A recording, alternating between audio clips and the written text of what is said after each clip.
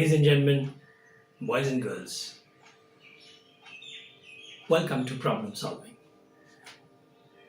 Welcome to life. The other day I was investigating few peculiarities in me as a person. Peculiarities about me as a person. Now, half the things that we look at outside us, if there are half the things that are to be looked at, then there are half the things that we need to look at beneath us. Had this world not been there, the other world wouldn't exist. I'm repeating that. It's a big philosophy and it has to be interpreted in an appropriate manner. Mathematically right, regressionally right, it has to be interpreted conditionally right, otherwise this will lead to a very wrong interpretation. So without doing much of the philosophic deliberation on this, for a while we'll believe this fact that half of what the world is, half we see outside and half should be inside. So coming back to this, I was looking into peculiarities of myself and I noticed few things.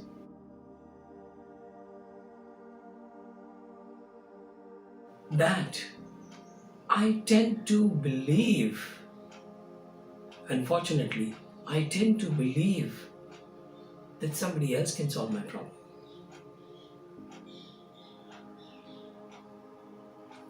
I tend to believe somebody else can solve my problem. Now, given the profile, I am a follower of direct knowledge. I'm a researcher. I'm a musician. I'm an extempore speaker. I'm a writer. See the kind of profession I'm in. It all needs originality. I cannot borrow anybody's ideas. In fact, I avoid even simulations. I love polarizations. So this persona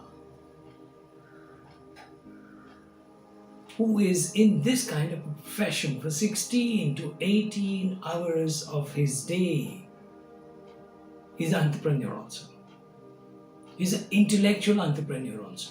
16 to 18 hours of day. Still, sometimes I believe that somebody else will solve the problem. This is an unusual leaning against someone who you don't know. You have created that pedestal, you created that strength in the other person by your imagination. And at the same time, you have destroyed your own strength by your imagination. You lost on yourself. You lost on all your assets by imagination. And you tend to lean on others by imagination. Now, if human being had achieved a perfection, life wouldn't seem as romantic as it is now. It won't be such a beautiful journey that it seems now. Had we had a very straitjacketed life, had we had that. We want the milk to arrive at 6 a.m. We want the child to wake up at 6:15. We want him to go to stand at the bus stop 5 minutes before the bus. We want him to be adequately dressed up for the occasion in the school. We want his bag to be filled up with all the material that he needs in the school. We want him to come back smiling. Wonderful. Why not? We can still think about it or dream about it. We tend to pass our problems on others. We believe somebody else will solve the problem. isn't it a waste of time? Isn't it a waste of your own resources? How much the other person will understand the problem? He will not understand the situation. The word situation is a very mathematical clause. I don't know whether you're aware of this. The word situation is a very mathematical clause. It'll have a huge geometry in it. It'll have huge representation of forces, vectors, scalars, umpteen points of origin, umpteen beginning, simultaneous, and maybe out of phase beginning of synthesis. That's what situation is. It is mathematically impossible to represent. By the time you represent a part of the situation has changed, my dear fellows, ladies and gentlemen, friends, dear ones. By the time you express one situation, the situation has changed. In such a dynamic condition, what does the other person do? Give you a smile, give you a feeling that the problem is not there. Problem is solved. No, just wait, the problems will go away. Yes, half the problems will vanish. Simple as that. Half the problems will vanish.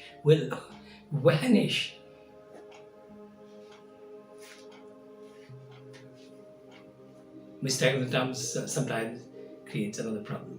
Half our problems will vanish, I promise. Half the problems will vanish. And those who are a little more forgetful than me is,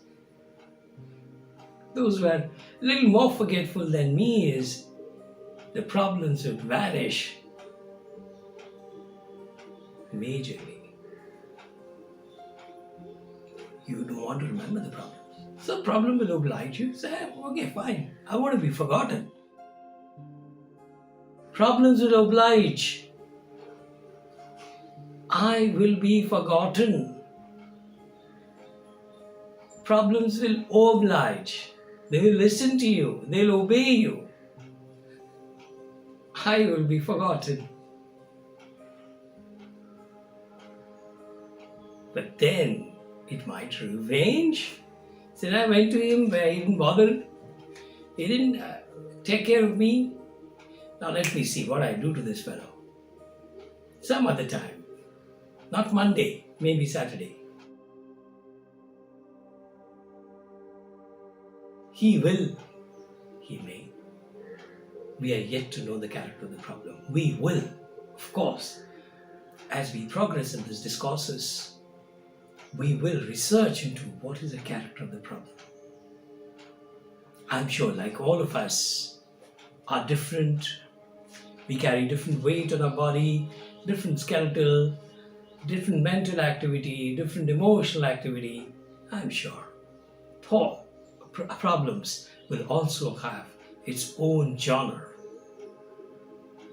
It'll be mighty interesting to go to that point of research.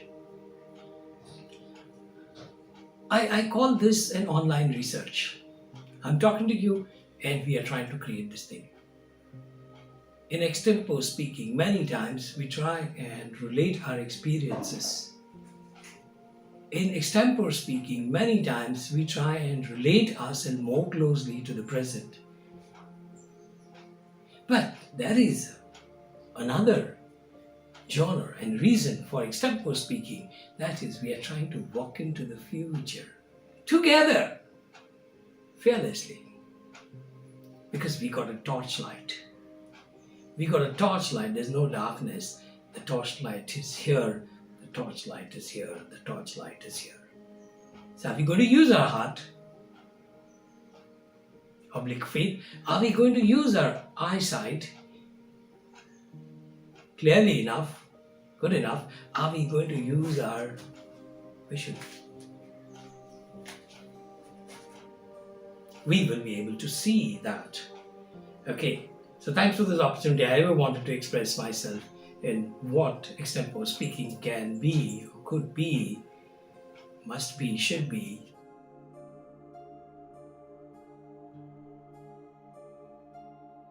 So why do we think somebody else will solve the problem? It is because we have not explored ourselves fully. We haven't explored ourselves fully. It's like you, maybe, as a man, it may not be a best example. A young lady goes to the friend of hers and say, I want to see your wardrobe. I bought 1, 2, 3, 4 event in my school, college, whatever. Okay, or in the office, and I want to. And then you borrow a dress from her, and you come back, you put it on, and you say, oh, it doesn't fit all that well. So what is important? Something that fits on you, or something that looks good color-wise on you. What is more important? Then you try the one you already have in your wardrobe, and lo and behold, that's how you select. In the field of management, decision-making, handling people, handling problems at a professional level, they always use comparative. They always use comparative. Now here, the comparative has worked by its own choice. The lady had not designed comparative as a means of arriving at a conclusion.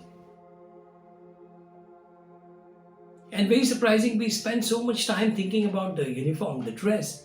But at the end of this whole episode, at the end of this event for which you were so worried, did you ever analyze how it went? Did you ever analyze? Our analysis is marginal compared to the amount of time that goes in decision making. Amount is the post analysis is marginal. Surprising. Shouldn't it be, if you're so conscious and cautious about dressing, shouldn't it be that you incorporate that knowledge and the feedback for the next event, which is bound to happen sooner than later, because you have a tendency to display your wardrobe? Why not? You love it. Go ahead. You want to explore your wardrobe. You want to display your wardrobe. Why not? Go ahead. So the next event is going to come sooner than later. Why do we lean on others? Because we see a happy and smiling face and feel he or she is very comfortable, she or he is very steady. Oh, probably she can or he can appreciate and accept the problem much more positively. The fact that he seemingly is not in the problem will probably encourage you to put your problem onto him. Okay, and quite hopefully, actually hopelessly. If you feel hopeful about this, I think you're underestimating the problem. The problem has a design only for you. The problem is designed only for you. A leg spinner decides the ball, considering who the batsman is. He doesn't decide based on which country he's playing against or which group he's playing against. He doesn't do that. It is based on his study and his understanding about you. The problem is specific to you. The disease comes specific to one body. The accident happens specific to one lifestyle. One anatomical constitution. Interviews, the problem come to you for you personally. So the other person is not in a position, not in the time frame of the problem, and you're wasting your time. If at all, you're so urgent about problem solving, and you feel elevated, you feel lonely, you feel out of ability, there could be other means. More of that will come back to you in the next session. So may we see you again in the next episode of Problem Solving. Come to problem solving. Come to life.